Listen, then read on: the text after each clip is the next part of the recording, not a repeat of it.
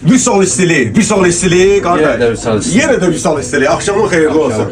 Necəsən kardeş? Şükür, yaxşı olsun. Hoş gelmişsən inşallah. Hoşunuz olsun. Hardan gelmişsən kardeş? Ben yeni yasam oldum. Yeni Yasamal'dan. Bəli. Buradan bütün Yeni Yasamalı salamlayıram inşallah. Çox sağ ol. Harda izləyirdim əziz kardeş? TikTok'da izləmişəm, yanına dostlarımız da gəlib, əli işini bəyəniblər.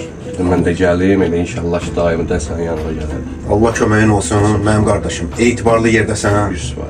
İnşallah qəşəng bir nəticə olacaq. İnşallah.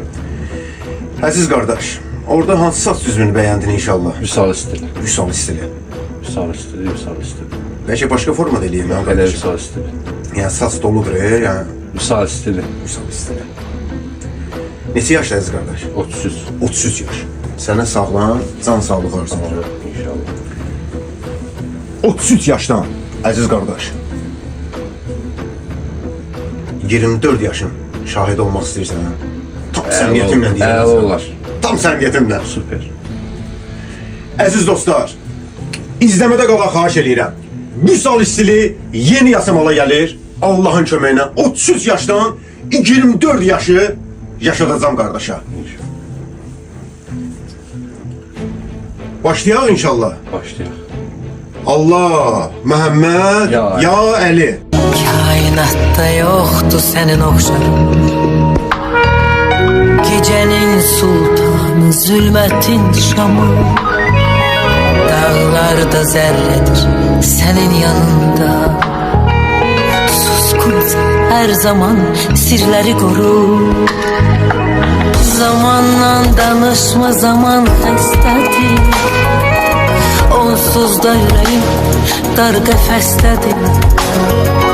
Zamanla danışma, zaman xəstədir. Onsuz da yüreğim dar qəfəsdədir. Qərib səmalarda qarşıla məni. Yetər ki sən məni qarşıla məni. Qərib səmalarda qarşıla məni. Bu mahnı xırdalanlar Vüsal bərmərəst oldu. Vüsal stili ölkəyə səs salıbdı trendi. Gündəmi zəft eyləyib nömrə birdi brendi. Qızıl əllər sahibi sənətkardı Vüsaldı.